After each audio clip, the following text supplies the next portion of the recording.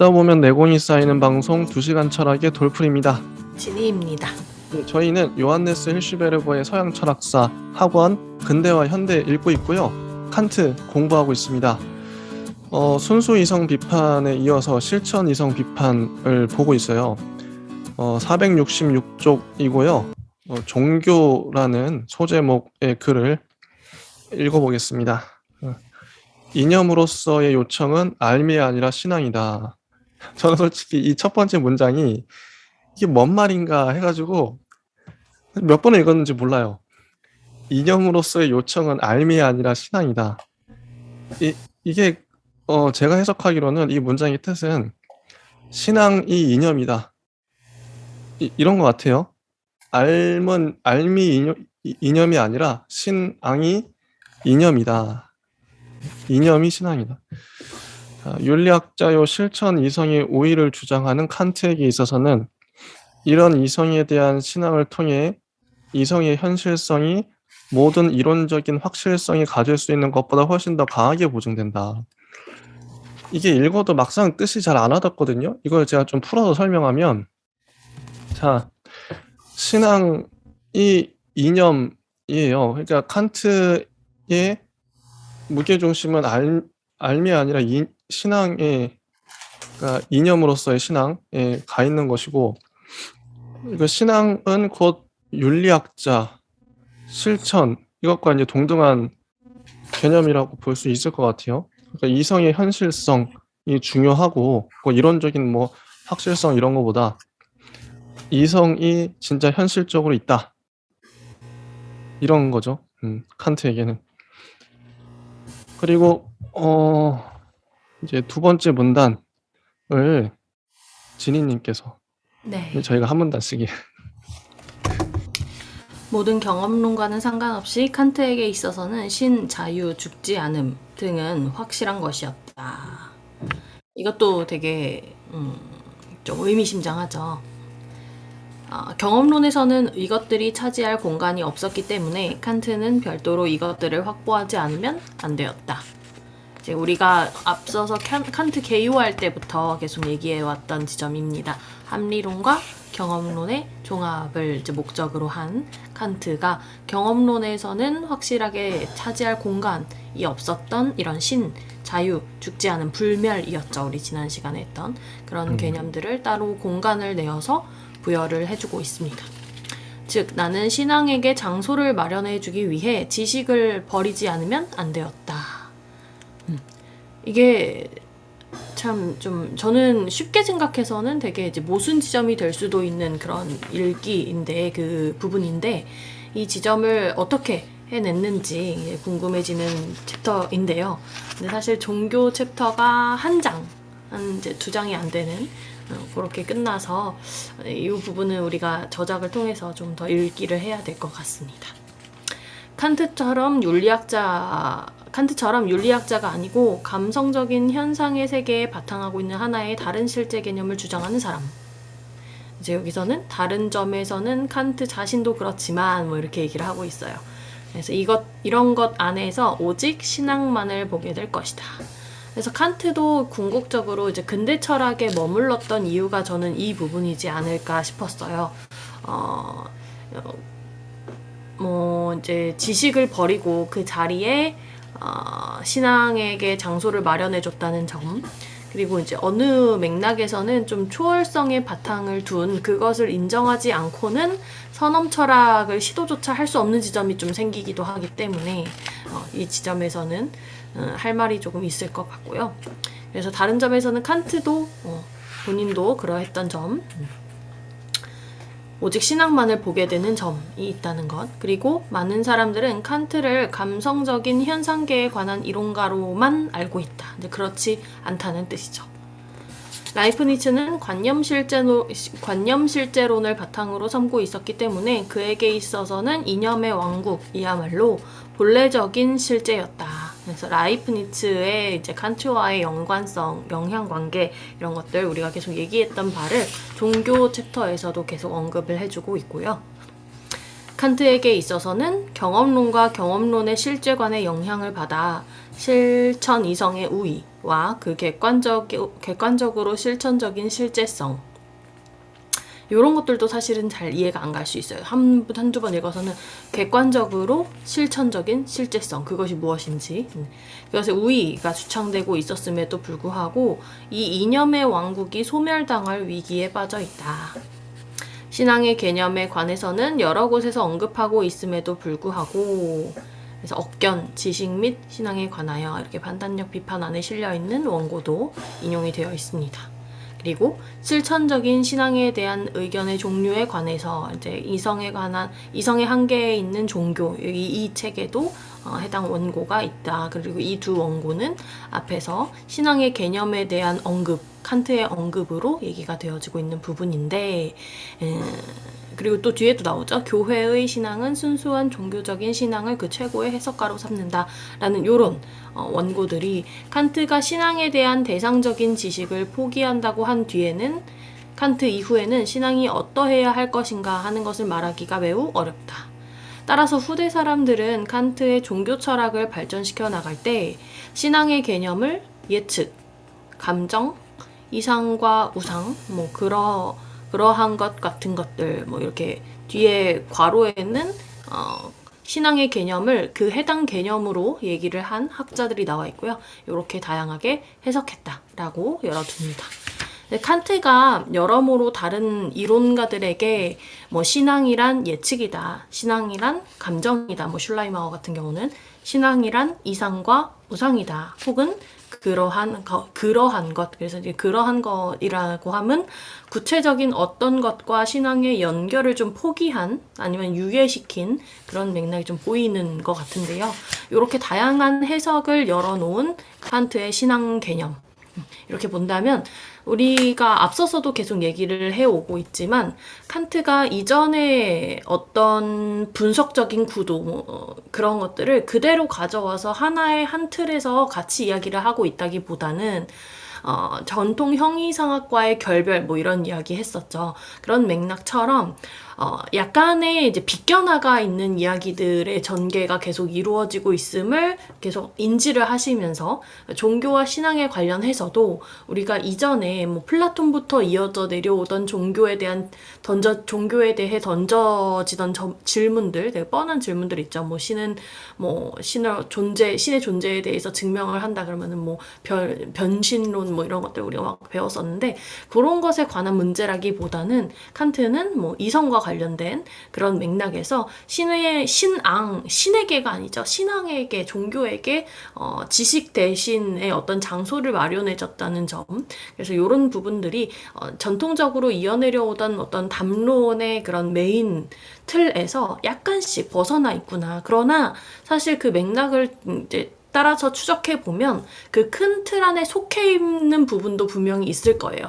그래서 아까 이제 힐시베르거가 467페이지 세 번째 줄에 다른 점에서는 칸트 자신도 그렇지만 이런 식으로 계속적으로 이중적인 어떤 언급을 계속 같이 동시에 하고 있는 것으로 보아 칸트가 뭔가 하나의 어떤 구체적인 안으로서 자신의 이론을 전개시켜 나갔다기보다는 좀 이중적인 지점이 계속 보이고 있다는 것, 경험론적이기도 하면서 합리론적으로도 이해를 해야만 하는, 그들에게 자리를 각각 조금씩은 내주고 있으면서 약간씩은 다른 이야기를 전개하고 있구나, 이런 식의 이해가 조금 더 적절하지 않을까 싶습니다. 예, 제가 이해한 바를 좀 같은 문단의 내용을 좀 저의 해석을 좀 해보면, 칸트가 당대의 철학자들을 두 부류로 나눴죠. 대륙의 합리론, 이건 데카르트, 라이프니츠, 스피노자로 대변되는 대륙의 합리론과 영국의 홉스, 로크, 휴, 영국의 이제 경험론, 이 두 가지로 나눴었는데, 나눠놓고 나서 자기는 그 두 가지 합리론과 경험론을 종합하려고 했던 것 같아요. 이 두 가지를 동시에 이 장점을 내가 끌어안으면서 단점을 극복해 보겠다, 이런 엄청난 기획을 세운 거죠. 그걸 이제 밀어붙이다 보니까 헬시베르거가 칸트를 비판하는 지점이 뭐냐면, 경험론 때문에 칸트가 망했다, 이런 식으로 경험론에 칸트가 발목 잡혀서 이렇게 해석할 수밖에 없었다, 이런 식의 논의가 오늘 이제 많이 등장할 거예요. 하필 그놈의 경험론 때문에. 왜냐면 히르시베르거는 신을 믿고 있고 종교가 있는 하나님을 믿고 있기 때문에 솔직히 신을 믿는 입장에서는 경험론보다는 합리론을 지지할 수밖에 없고, 그래서 히르시베르거의 어떤 입장도 제가 봤을 때는 합리론으로 많이 기울어 있어요. 칸트가 경험론 쪽으로 조금 경험론 때문에 이러이러한 논의를 펼치면 히르시베르거 되게 싫어해요. 이거 감정적으로 제가 분석을 한 거죠. 사람이 감정의 동물이기 때문에 히르시베르거는 그런 감정을 이 서술에서 뭐 의식적이든 무의식적이든 은연중에 많이 드러내고 있어요. 경험론에 대한 반감, 이거는 경험론이 무신론 쪽으로 흘러가는 경향성이 있기 때문에 반감을 갖는 거죠. 칸트가 경험론 때문에 이렇게 망했다. 이것 때문에 칸트에 한계 생겼다. 이런 식으로 서술을 많이 해요. 자, 경험론과는 상관없이, 자, 첫 번째 문장이죠. 모든 경험론과는 상관없이, 이걸 히르시베르거의 그런 질감을 읽어야 됩니다. 그러면 이 문장이 너무 쉬워져요. 야, 경험론 여기 뒤에 문장 뒤에 이런 말들이 숨어 있는 거죠. 야, 그런 경험론 따위 상관없이 경험론에도 불구하고 칸트는 신, 자유, 죽지 않음 이걸 가져갔다는 거예요. 여기 나오죠. 신, 자유, 죽지 않음. 칸트도 분명 인식을 했겠죠. 경험론을 밀어붙이다 보면 신, 자유, 죽지 않음 이게 불확실해지고 그래서 이걸 어떻게든 이제 경험론으로부터 내가 좀 지켜야 되는데 나는 유신론자니까 칸트는. 근데 이걸 어떻게 근데 자기가 알고 있는 당대의 그 경험론적인 지식으로는 신앙과 경험론을 동시에 세울 수가 없었던 거예요. 이게 해결이 안 됐던 거죠. 그래서 결국 이런 문장이 나옵니다. 즉 나는 신앙에게 장소를 마련해주기 위해 지식을 버리지 않으면 안 되었다. 칸트로서는 이게 최선이었을 거예요. 그냥 신앙은 그냥 신앙대로 가고 오늘날에 만약 어떤 학자가 있다 생각해봐요. 학자가 야 기독교도 나름의 이제 이론적인 그 있죠. 그런 것들 다 있는데 제 생각에는 아마 대부분의 학자이면서 기독교인이 그럴 것 같은데, 야 신앙은 신앙이고 나는 신앙에까지 뭐 이론적인 거 다 따지고 싶지 않아. 이럴 수 있어요.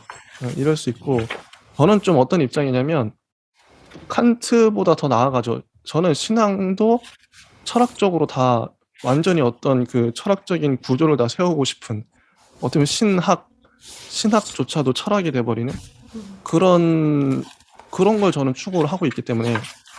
근데 칸트는 신앙에 있어서만큼은 철학화를 포기했던 것 같아요. 이 문장만 보면 나는 신앙에게 장소를 마련해 주기 위해 지식을 버리지 않으면 안 되었다. 경험론에 자기가 양보를 한 거죠. 근데 이런 부분이 철학자로서 좀 뭐랄까 아쉽다. 학자로서 끝까지 밀어붙였다면 어땠을까? 제가 이제 칸트의 종교 파트를 읽어보진 않았지만 히르시베르거의 표현에 의하면 그런 느낌을 많이 받았고요. 저의 느낌은. 그래서 칸트가 신앙에 대한 대상적인 지식 내용을 포기한다고 한 뒤에는 철학자라면 포기하면 안 돼요. 신앙조차도 자기가 자기의 이론에 어떻게든 구축을 했어야죠. 근데 어쨌든 포기했다 그러고 칸트 이후에는 신앙이 어때야 할 것인가 말하기 어렵게 됐다. 근데 이런 칸트의 선택 때문에 후대에는 원튼 원치 않든 이렇게 돼버렸어요. 상황 자체가. 자, 원래는 신학이 칸트 이전에는 철학이었죠. 모든 철학자들이 다 신학을 마땅히 이제 철학으로 다 했었는데 요즘에 신학은 그냥 신학이에요, 진짜. 신학자들만 해요. 웬만하면. 그렇죠. 철학자들은 당연히 뭐 하나님을 다 믿지도 않고 요즘엔 옛날처럼 그 국가 종교가 아니기 때문에. 그래서 분리가 됐죠. 네, 분리가 돼버렸습니다. 기독교가 철학과 분리되는, 기독교의 세력이 더 쪼그라든 그런 모양새를 나왔고, 신앙의 개념도 사람마다 다 다르게 예측해요. 후대 칸트는 신앙을 뭐 예측이라고 그랬을 거야. 감정이라고 이해한 것 같아. 아니야, 이상과 우상인 것 같아. 아니면 그런 것 같은 것이라고 이해한 것 같아. 이런 식으로 다양하게 후대 학자들이 칸트의 신앙 개념을 이해할 수밖에 없었던, 이게 저의 이해예요.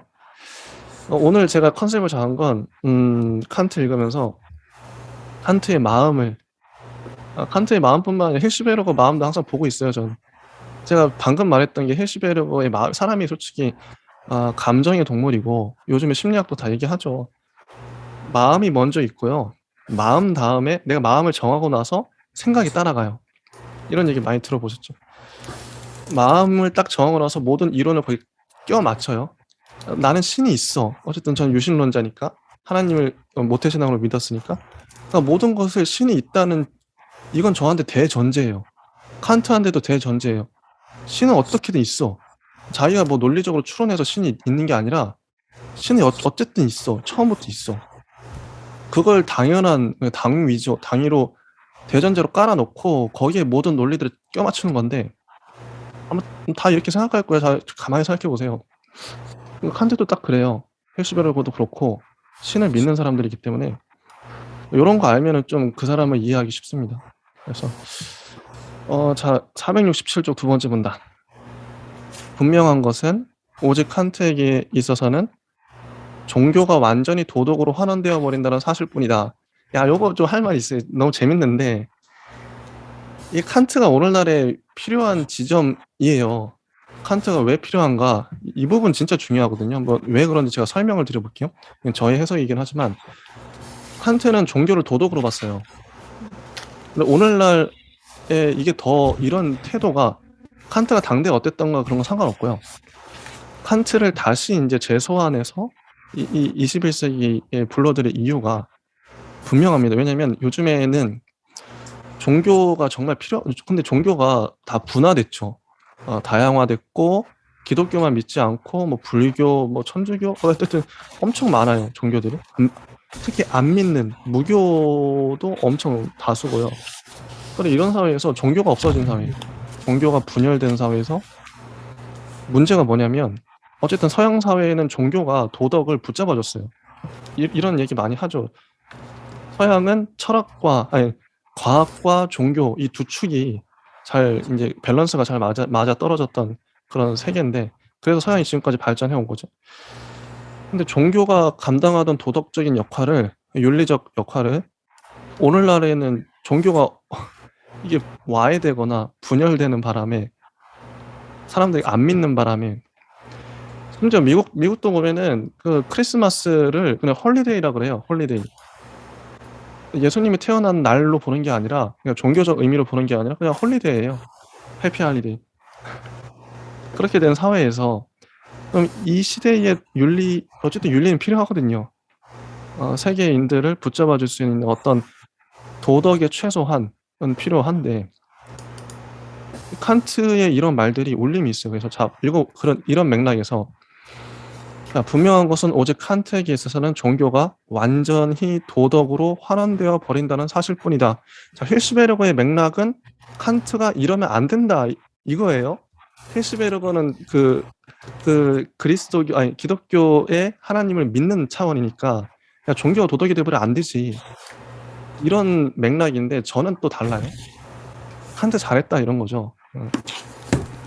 자, 종교가 완전히 도덕으로 환원되어 버린다는 사실뿐이다.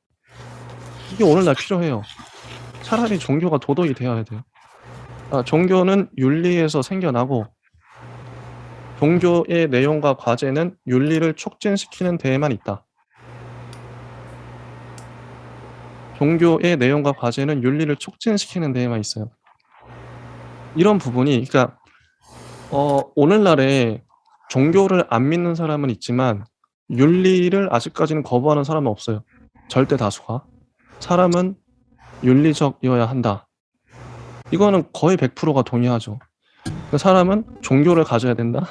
혹은 하나님을 믿어야 된다. 신을 믿어야 된다. 이 말에 글쎄 한 50% 동의할까요? 전 인구에? 거의 없을 거예요. 사람마다 다르고요. 그런 맥락에서 종교는 모르겠지만 종교는 예전엔 절대 다수가 동의했죠. 근데 윤리는 절대 다수가 아직까지는 동의해요. 윤리야말로 최후의 가치일 텐데 윤리를 붙들어 줄 수 있는 그래서 종교는 윤리에서 생겨나고 그러니까 종교를 윤리로 환원한 거죠. 탁월한 저는 이게 칸트의 이 말이 어떤 맥락에서 나온지 알 것 같아요. 종교는 윤리에서 생겨나고 윤리의 방점이 있죠. 종교의 내용과 가치는 윤리를 촉진시키는 데에만 있다. 종교는 의무를 신의 계명, 명령으로 보아야 한다고 가르치는 것을 통해서 도덕 법칙의 영향을 강화하려고 애써야만 한다는 것이다. 칸트의 맥락을 한번 곰곰이 따져보면 이게 오늘날에도 통해요. 그러나 이것은 다만 그런 것처럼 보이는 것일 뿐이다. 종교는 진료, 즉 대상에 따라 그 어떤 부분이라 할지라도 도덕과 구별되지 않는다. 그래서 종교는 오직 하나뿐이고, 근데 이 뒷부분이 종교가 오직 하나뿐이고, 종교가 하나뿐인데 윤리적인 윤리로서의 종교, 서로 다른 여러 가지의 종교들은 없다. 그리고 모든 종교가 윤리를 말하고 있으니까요. 도덕을. 그러나 신의 계시에 대한 여러 가지 신앙 양식과 그릇그릇한 교의들은 있다. 이런 것들은 이성으로부터 생겨날 수는 없다. 이성으로부터 생겨날 수는 없어요. 교의나 신앙 양식이. 즉 마음에 영향을 미치기 위해 신의 의지를 감성적으로 나타내는 방법의 형식이 여러 가지로 있을 뿐이다. 마음 나오죠. 마음. 신의 의지를 감성적으로. 이성과는 다르다고 하고, 이런 형식들 중에서 그리스도교는 우리들이 알고 있는 한 가장 알맞은 형식이다. 그리스도교 어쨌든 이제 깔때기처럼 그리스도교를 가장 알맞은 형식이다. 이 부분은 이제 좀 빼도 될 것 같은데 오늘날엔 칸트가 추구하는 거는 보편성, 객관성이거든요. 이게 뭐 결국 모든 철학자들이 추구하는 건데, 자 보편과 객관을 추구하다 보니까 이런 말까지 나온 거예요. 교회 신앙에서 이론적인 것이 신의 계명으로서의 인간의 모든 의무를 충족시키게끔 작용하지 않는다면 도덕적으로 우리들의 관심을 끌 수가 없다. 교회 신앙의 이론적인 게 신의 계명으로서 인간의 모든 의무를 충족시킨다. 도덕적으로. 이것이 모든 종교의 본질적인 것을 구성하는 것이다. 이런 해석은 계시의 원문을 볼 때에도 가끔 우리들에게 강요된 것 같이 보일 수 있고 또 가끔 실제로 강요될 수가 있다. 이런 것이 부분적으로는 성서 안에 말해지고 있는 낡고 새로운 모든 신앙 양식과 더불어 언제나 보존되어 있다는 사실과 국민의 똑똑한 교사들이 이런 것의 본질적인 내용에 따라 마침내는 보편적인 도덕적인 신앙의 조문들과 일치되도록 그 양식을 해석해왔다는 사실을 우리들은 알 수 있다고, 단순한 이성의 한계 안에 있는 종교, 이게 책 이름이거든요.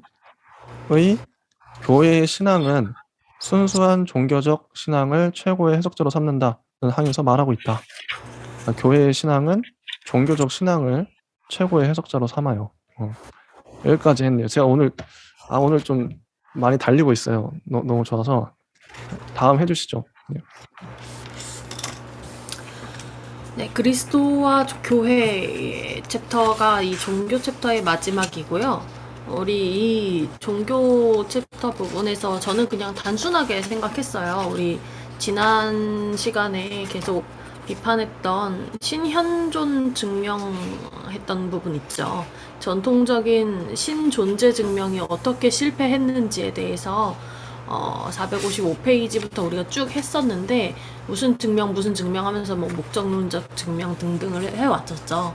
그래서 그런 맥락에서의 정리라고 저는 좀 간단히 봤고, 이게 칸트가 지식을 다분히 그냥 이 신앙에게 장소를 마련해주기 위해 지식을 버리지 않으면 안 되었다, 이 문장을 저는 그냥 단순하게 칸트가 이성을 신뢰만 하고 있는 것이 아니라 이성의 한계를 계속 얘기를 하고 있다는 지점에 주목을 해서 이성의 한계점의 끝에 있는 걸 신앙에게 그 자리를 내주었고, 사실은 지식을 버렸다고 얘기를 하고 있지만 그 지식의 한 맥을 완성시키기 위해서 신앙이라는 장소로 방점을 찍지 않았나, 이런 느낌을 받았습니다.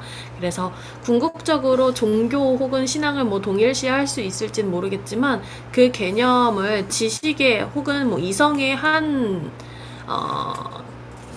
맥으로 같이 두고 본 것은 아닌지, 그걸 거꾸로 뒤집어서 얘기를 하면 종교를 끌어내린 것처럼 들리기도 하고 아니면 이성이나 지식을 조금 더 공고하게 만든 것처럼 들리기도 하지만 그건 좀 2차적인 논의일 것이고, 궁극적으로는 이성의 한계 지점에 최종적으로 종교를 위치해 놓음으로써 그것을 완성시키지 않았나, 이런 이해를 간단히 했습니다. 그래서 이제 앞에 우리가 계속 공부했던 내용들과 연결이 될 것으로 예상을 하고요.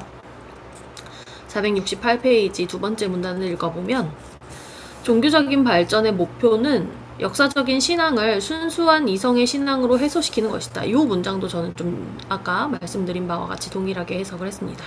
그래서 하느님의 아들로서의 그리스도는 역사적인 인물이 아니다. 그리스도는 도덕적인 원리를 인격화한 이념일 뿐이다. 그래서 이성의 한계 안에 있는 종교라는 그 책에 이런 구절이 나와 있다라고 되어 있는데요. 이 구절만 보고 우리가 칸트가 지금까지 어떠한 논의나 주장들을 전개시켰다라는 걸 집중해서 좀 본다면 좀 나름의 해석이 가능할 것 같긴 해요. 뭐 도덕의 원리를 인격화한 이념으로서의 그리스도 이렇게 보면 사실 종교를 종교라고 말하거나 신앙을 신앙이라고 얘기를 하고는 있지만 그것을 이성의 차원에서 이미 이해할 수 있는 것으로 범주로 이제 내렸다는 표현도 정확한지 잘 모르겠어요. 어쨌든 다른 결로 보고 다른 해석의 방향성으로 좀 전개시켜 나가길 바라는 그런 차원으로 해석을 해야 하는 것이지 우리가 일반 사회에서 알고 있는 종교 그 자체로 받아들이고 있다고는 보이지 않아서 그래서 그 부분에 대해서 좀 고민을 해볼 필요가 있겠고 모든 사람들이 하느님의 아들로 될 수 있고 또 되어야 한다는 것이다. 이와 마찬가지로 그리스도 안에서 계시와 은총 및 기적 등도 글자 그대로 이해될 수가 없다. 이런 것들이 바로 이성과 자유를 마비시키고 외적 기계적인 영향을 미치고 인간이 도덕에 있어서 자발적이고 자유롭게 행동해야 하는 것과는 반대로 공포나 희망 때문에 강요된 행위를 하도록 한다.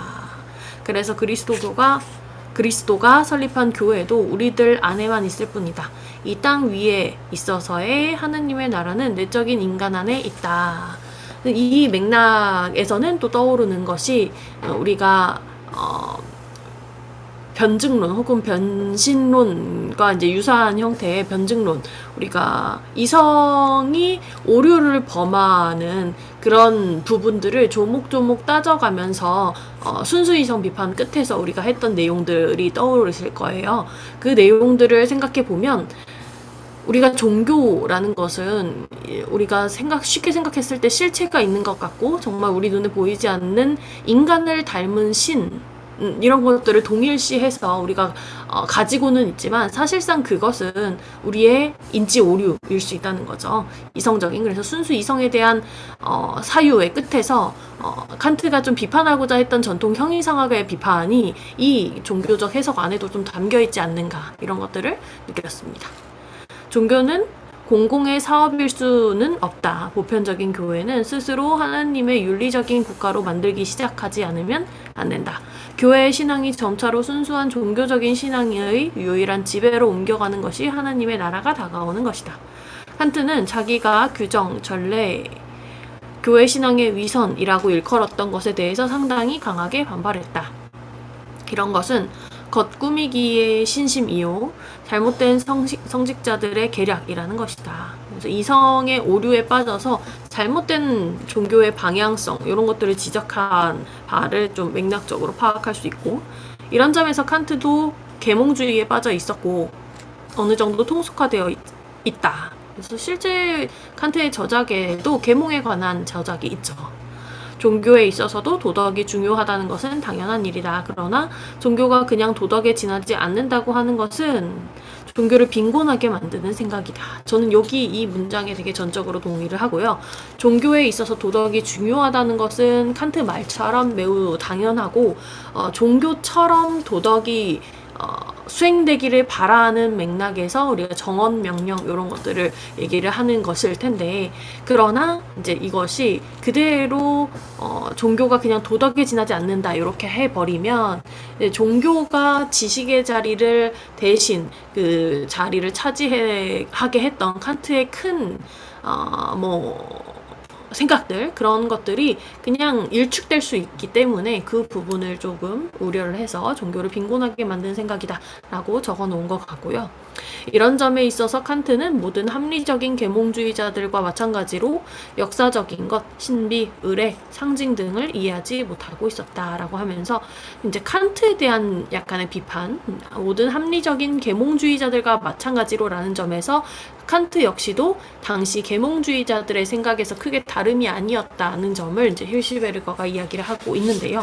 그것이 이제 맞는지 틀린지의 얘기는 우리가 공부를 많이 해봐야 해도 알 수 있을지 없을지 모르겠지만 해봐야 하는 지점이고 이런 견해도 있다라는 점에서 칸트 내부에는 사실상 우리가 말끔하게 정리로서 도식화해서 누구는 뭐 스피노자는 자연 뭐 이런 식으로 도식화를 쉽게 하곤 하는데요. 칸트는 사실상 그렇게 하기가 쉽지 않고 칸트가 뭐 삼저작 비판기 뭐 이렇게 얘기가 되긴 하는데 그 외적으로도 상당히 바운더리가 넓은 사람이었고 그 안에서도 여러 가지 개념들이 걸쳐져 있었다는 점을 밀어서 비춰 봤을 때 사실 우리가 비판저작만 열심히 읽어도 칸트를 다 알 것 같이 생각을 하지만 사실은 그것은 조금 우리의 속단일 수 있다는 점. 그래서 조금 더 시간을 좀 두고 배워가는 입장에서 칸트를 정리하는 게 좋지 않을까 그런 생각이 계속 들고요.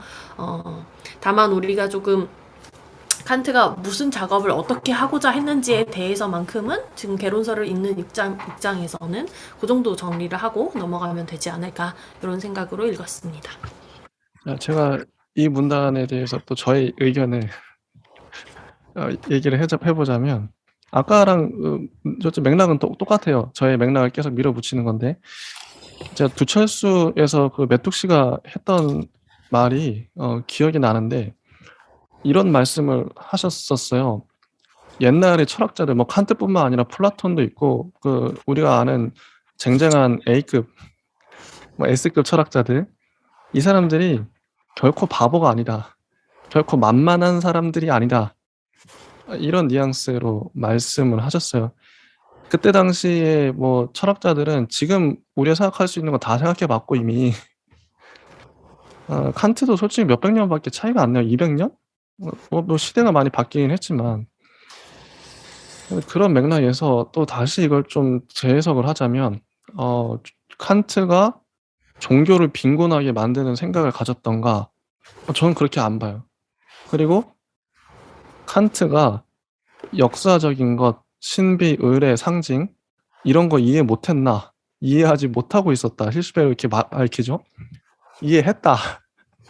이해했는데 이거 모를 리가 없죠. 칸트인데. 칸트는 학자잖아요. 학자고 종교적인 거 이런 책 많이 안 봤겠어요? 역사적인 거 모르겠어요? 지금 우리보다 훨씬 잘합니다. 옛날 사람들은.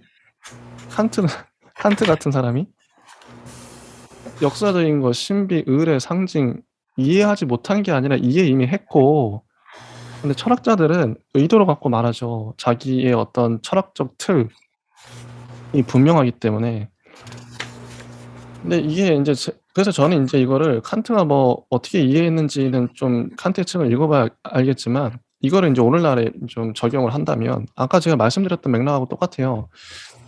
오늘날에는 사람들이 종교를 안 믿기 때문에 안 믿는 사람들이 많기 때문에 그래서 종교가 도덕으로 치환된다? 그렇게 될 수밖에 없고 어쨌든 종교의 역할은 필요해요. 오늘날에 21세기에 우리를 붙잡아 줄 무언가 등대 같은 역할이 필요하죠. 윤리적인 것이 필요한데 그래서 이제 칸트가 종교를 도덕이라고 본 거 이건 종교를 빈곤하게 만드는 게 아니라 21세기에 종교가 살아남을 수 있는 한 방법론을 제시한 것 아닌가 선구적으로 그렇게 보고요. 이건 이제 그러니까 유신자의 입장이 아니라 무신자의 입장에서 이걸 보면은 읽혀요. 무신자의 입장에서 신을 안 믿어. 나는 나밖에 안 믿어. 이런 사람 많잖아요. 무신자가 오늘날 기독교를 어떻게 받아들일 것인가? 이 생각을 해보세요. 오늘날 불교를 어떻게 받아들일 것인가? 무신자가. 그럼 이건 종교를 칸트의 논리를 따라가다 보면 종교를 빈곤하게 만드는 게 아니라 종교를 오히려 더 부유하게 대체되잖아요. 다시 읽어볼게요. 468쪽 두 번째 문단. 자, 무신자의 입장에서 난 신을 안 믿어. 한번 봐보세요. 종교적인 발전의 목표는 역사적인 신앙을 순수한 이성의 신앙으로 해소시키는 것이다. 무신자는 기독교의 역사 이런 거 관심 없어요. 하지만 이성, 제가 아까 말씀드렸죠. 도덕, 윤리는 모두가 동의한다고. 종교는 모두가 동의하지 않을지라도. 윤리는 모두 동의해요. 그 이성도 모두가 동의해요. 자, 보편적, 객관적인 입장에서. 자, 보편과 객관이 중요해요. 철학은, 모든 철학은 그렇죠. 모든 사람들이 동의할 수 있는 바를 제시하고, 그래서 이성이 신앙인 거죠. 역사는 너무 편협하니까. 하나님의 아들로서의 그리스도는 역사적인 인물이 아니다. 이렇게 주장할 수밖에 없죠. 그리스도는 도덕적 원리를 인격화한 이념일 뿐이다. 칸트 심정도 이해가 가고, 이게 오늘날에 가져와서도 좋아요. 이 말이. 그러니까 무신자가 봤을 때 모든 사람들이 동의할 수 있어요. 불교를 믿든 뭐 상관없어요. 그리스도는 도덕적 원리를 인격화한 이념이네. 이 말에 모든 사람이 동의할 수 있어요. 모든 사람들이 하나님의 아들로 될 수 있고 또 되어야 한다는 것이다. 저는 이런 식으로 읽었습니다. 이 문단을. 그래서 이게 제가 뭐 기독교인이긴 하지만 저의 정체성은 분명하죠. 하지만 칸트를 오늘날에 데려왔을 때 이거 유효하다. 칸트 유효하네. 자, 이제 그리고 마지막에 이 역사적인 것, 신비, 의의 상징 이해 못했다. 이해했는데 이게 이 부분들을 칸트가 왜 어떻게 보면 좀 등한시하고 좀 그랬던 것 같아요. 힐스베르거 봤을 때. 그리고 칸트는 자기가 규정, 전례, 교회 신앙의 위선이라고 일컬었던 것에 대해서 강하게 반발했다. 왜 반발했을까? 당대에 부정이나 그런 것들이 많았겠죠. 그리고 기독교의 어떤 한계점들도 보였을 것이고, 그리고 역사적인 것, 신비, 의의 상징 이런 것들은 그러니까 그냥 객관적인, 그러니까 모든 사람들이 만인에게 적용이 안 돼요. 신비, 의례 이런 것들은 특정인에게만, 특정 종교인에게만 적용이 되고, 규정 전례도 마찬가지죠. 그러니까 편협해요. 그렇게 칸트는 그래서 객관성과 보편성을 밀어붙였던 것 같아요. 이런 식으로 저는 해석을 했습니다. 자, 그리고 469쪽에 법률 파트가 있어요. 이거를 이제 제가 또 읽어보겠습니다. 저의 순서군요. 칸트의 종교 철학은 도덕을 너무 많이 다루나, 그의 법 철학은 도덕을 너무 적게 다룬다. 법률은 소극적으로만 규정 지어진다. 즉 법률에 대한 칸트가 법률을 어떻게 정의했는지가 나옵니다. 자유의 보편적 법칙에 따라, 자유가 중요해요. 자유의 보편적 법칙에 따라 한 사람의 자의가 다른 사람의 자의와 통합되기 위한 조건들의 총체 개념이다. 이게 법률의 정의인데요. 이 자의는 뭐 한 사람의 뜻이겠죠. 한 사람이 뭐 어떻게 하고자 함이겠죠. 근데 이거를 자유라고 읽어도 될 것 같긴 해요. 한 사람이 자유를 갖고 있죠. 그럼 다른 사람도 자유를 갖고 있어요. 서로의 자유가 충돌했을 경우 이것들을 어떻게 조율할 것인가. 이건 통합되기 위한 뭐 조건들의 총체 개념이다. 그러니까 자유와 자유. 나도 자유가 있고 니도 자유가 있어. 난 이렇게 할 수 있어. 니도 그렇게 할 수 있지. 근데 우리가 서로 막 자유롭게 했을 때 어떻게 될까? 서로 충돌하겠지. 이랬을 때 법률이 필요하다는 거죠. 서로 자유를 추구하고 있는데 모두가 자유롭기만 하면 이게 또 난장판이 될 거 아니에요? 자, 그래서 법률은 외부적인 강제 조치를 취하는 것으로 되고, 근데 이런 설명 어디서 많이 들었죠. 근데 저는 이 설명이 자유가 충돌할 때 그 자유를 제한하거나 이렇게 외부적인 강제 조치를 취하는 게 법률이다. 이런 설명 우리가 이미 들었어요. 누군가로부터. 근데 이게 칸트의 설명인지는 전 몰랐어요. 칸트가 이걸 최초로 주장했던 거죠. 개인과 개인의 자유가 충돌할 때 그거를 조율하는 게 법이다. 이걸 칸트가 얘기했구나, 처음에. 전 몰랐어요. 자, 이 이상에 거실 수가 없다. 외부적 강제 조치. 법률은 그저 내적인 의무와 관계가 있는 도덕과는 엄밀히 구별되지 않으면 안 된다. 자, 도덕은 내적 의무예요. 그럼 법률은 뭐겠어요? 외적 의무겠죠. 외적 의무는 외부적 강제 조치이다. 그래서 여기서는 모든 법률이 헤라클레이토스가 주장했던 것과 같은 하나인 신법에 의해서 양육되는 것이 아니게 된다. 신법이 뭐냐면 하나님의 법, 성경에 나오는 그 신법. 근데 예전부터 이런 논리가 많이 있었죠. 신법, 자연법 뭐 이런 식으로. 신법, 자연법이 지금 인간의 법보다 위에 있어요. 그 법들이 인간의 법을 근데 인제는 그런 시대가 아닌 거죠. 신법에 의해 양육되는 것이 아니다. 법률이. 그걸 부정해요, 신법을. 여기서도 인제 종교와 국가를 나누는 철저히 분리해서 생각하는 근대적 사고가 드러나죠. 여기에 있는 것은 또다시 경험론에서 나온 결과다. 자, 경험론 정말 지긋지긋하게 튀어나옵니다. 경험론에서 나온 결과다. 홉스의 경험론에 있어서의 법률에 대한 이해는 그의 국가 계약설에 의해서 결국은 권력의 이데올로기로 되어버리는 계약법적인 이해다. 독일의 이런 법률 이해를 받아들인 사람은 토마시우스였는데 그에게 있어서 법률과 도덕의 분리가 완성되었다. 자, 법률과 도덕의 분리. 아까 방금 얘기했었죠. 자, 신학과 철학의 분리, 종교와 국가의 분리, 법률과 도덕의 분리, 자꾸 분리되죠. 법률학자들은 이런 이해가 큰 성과를 거두었다고 찬양하는 일이 자주 있는데 그 이유는 이런 견해는 법률학자들에게 법률 조문들을 마음대로 다룰 수 있는 분야를 남겨주었기 때문이다. 자, 법률학자들의 파이가 늘었다. 주권이 늘었다. 법률학자들 이 마음대로 다룰 수 있어, 법률을. 이렇게 해서 명석한 정의와 재결합과 평가를 할 가능성이 있게 되었다. 요컨대 법률의 안정성이 있게 되었대요. 법률의 안정성. 왜냐하면 예컨대 양심이나 자연법을 끌어대는 때와 같은 통제를 할 수 없는 힘은 참견을 할 수 없게 되었기 때문이다. 예전에는 그랬죠. 칸트 이전에.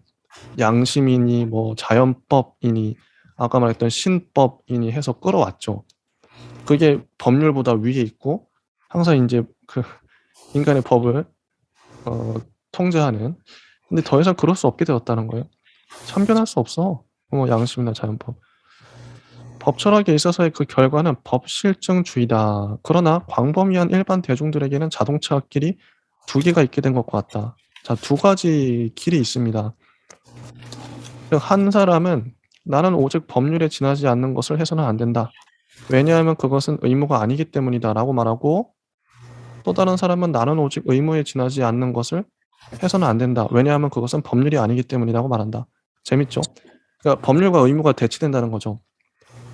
내가 법률을 추구하면 의무가 아니야. 근데 의무를 추구하면 법률이 아니야. 이런 얘기인데 법률의 이념에 관한 칸트의 근본적인 이해를 재빨리 드러내 보여주는 것은 조그만 논문인 세계 시민의 견해에 있어서의 일반적인 역사에 관한 이념과 특히 그 제4명제에서부터 제7명제까지와 보다 더 자세한 곳으로는 도덕의 형이사학제의 일부 법화의 형이사학적인 근거다. 이건 솔직히 이 부분은 법률 파트는 아무래도 진희님께서 좀 하실 말씀이 있으실 것 같아요. 왜냐면 법학과도 공부하고 계시기 때문에 얘기를 해주시죠. 저는 뭐 읽어보고 싶은 마음은 굴뚝 같았으나 이제 차례 정도만 보고 왔는데요. 여기에 언급된 것 중에서 도덕 형이상학에 대한 부분, 이제 법학 형이상학의 근거 이렇게 되어 있는데요. 이제 조금 그 번역은 좀 다를 수는 있는데 도덕 형이상학이랑 도덕 형이상학의 정초는 이제 칸트 전집 6, 7권으로 나와 있는데 그 중에서 지금 하는 얘기는 도덕 형이상학 칸트 전집 7권이 조금 더 맞을 것 같고요.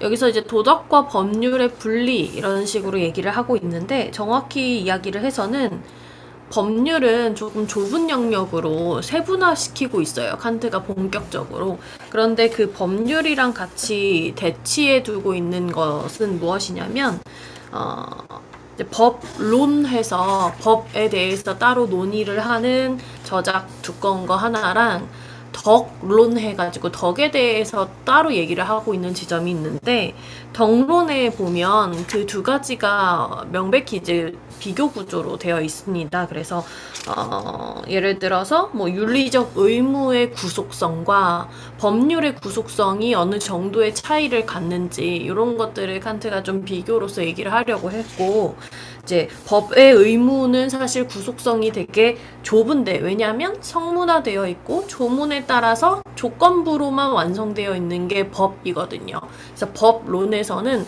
법이 어떻게 구성되어 있는지에 대해서 얘기를 해요. 그래서 우리가 앞에서 비판기 저작, 뭐 이성에 대해서, 이성적 오류에 대해서 등등 얘기를 했던 저작들이 떠올라야 되는데, 왜냐하면 우리가 좀 비슷한 것들끼리의 개념들을 묶어서 동일시하는 오류를 많이 범해요. 법률이나 도덕이나 관습이나 덕 이런 것들, 정의 이런 것들 있죠. 그런 것들을 사실 하나로 묶어서 같은 류의 것이라고 좀 착각을 하기도 하고, 좀 동일한 어떤 전공 분야로 좀 축소를 시켜서 그에 대해서 질문들을 계속 이어나가는 그런 형태로 좀 인지가 그렇게 사고가 되어 있는 부분이 있는데, 칸트는 이에 대해서 조금 더 세분화시켜서 생각을 하려고 했던 것 같고, 법에 입각해서는 확실히 법은 그 조례에 따라서 조건으로만 완성되어 있는 조문이다. 즉 이제 뭐 조건하면 떠오르셔야 되는 건 여기서 가언 명령이죠.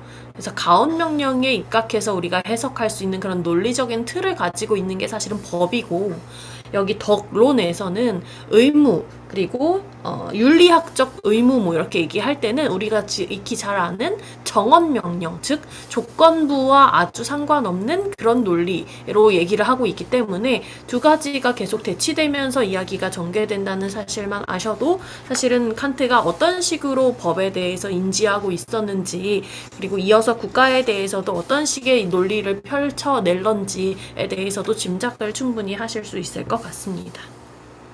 네, 좋습니다. 다음 국가라는 이것도 한 문단으로 되어 있는데 요거를 진희님께서 해주시죠.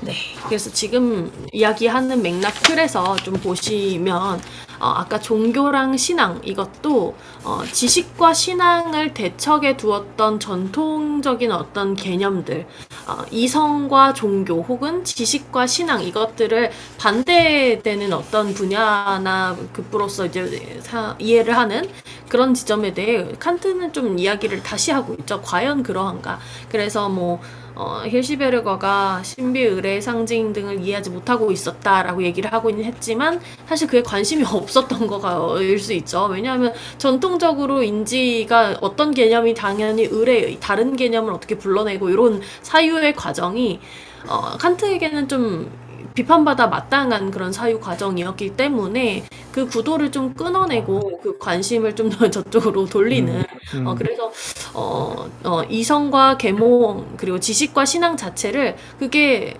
사실 한 맥에서 이해가 될 수도 있지 않을까 이런 질문을 저는 던지고 있다고 생각을 했습니다. 그래서 지식의 한 켠에 신앙의 자리를 마련함으로써 그걸 거꾸로 얘기를 하면 너네들이 지식이라고 객관적이라고 주장하는 것들도 사실은 잘 살펴보면 근거 없는 종교와 유사한 것일 수 있다. 뭐 이렇게 얘기를 하는 것처럼 저는 들렸거든요. 그래서 법률도 마찬가지로 우리가 법률과 도덕과 덕과 정의 이런 것들도 혼재돼서 얘기를 하고 있는데 사실 매우 다른 개념이다. 이렇게 명백하게 좀 가르려고 얘기를 하고 있는 지점이 보이고 국가에서도 그러리라 생각을 합니다. 그래서 읽어보겠습니다. 470페이지 맨 밑에 문단 국가입니다. 칸트의 국가에 대한 이해는 그의 법률 개념에 맞춰서 형성된다. 법률 개념을 이해를 해야겠죠. 국가란 법률 밑에서 사람들을 통일시킨 것이다. 법률 자체와 마찬가지로 이러한 통일도 외적인 제도에 지나지 않는다. 외적인 제도란 이제 외적인 어떤 것이라는 형태적으로 법과 좀 국가가 동일한 지점에 있죠. 개인에게 자유의 공간을 만들어주기 위해서는 가능한 강제가 강제에 의해서 강제당하지 않으면 안 되는 것이다. 그래서 삼권 분립이 필요하다. 국가는 적극적인 이념의 내용을 가지고 있지 않다. 시민들에게 타당한 것은 오직 아무도 해치지 말아라라고 하는 소극적인 명령일 뿐이다. 그래서 여기서 계속 반복되는 단어들, 뭐 소극적인 명령이라든지 적극적인 이념이라든지 아니면 강제, 뭐 이런 단어들에서 좀 가언명령적인 요인과 정언명령적인 요인, 즉 칸트가 얘기하고 있는 우리가 반드시 정언적으로 당위성으로서 가져야 하는 도덕적 개념과 의무론적 윤리이죠. 그것과 그것이 아닌 조건부에 입각해서 이해할 수 있는 틀을 지은 그런 형식을 갖춘 법과 계속 비교를 하면서 얘기를 하고 있는 지점이 보입니다. 근데 이제 두 측면 중에서 국가는 법에 해당하는 그런 부분을 얘기를 하고 있죠. 이런 것이 자유주의의 이상이다. 자유주의 역시도 비판하고 있죠.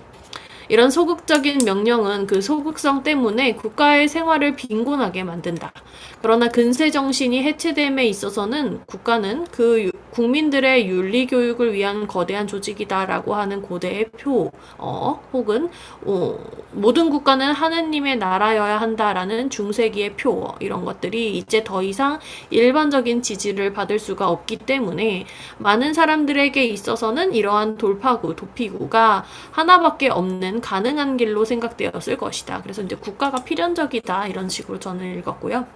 그리고 자유와 평화는 국제관계의 목표로서 보여져야만 한다. 세계사의 의미는 가장 좋은 헌법을 제정하는 데 있다. 이런 것은 인류가 보편적인 평화 상태에 도달할 수 있을 때에만 가능하다.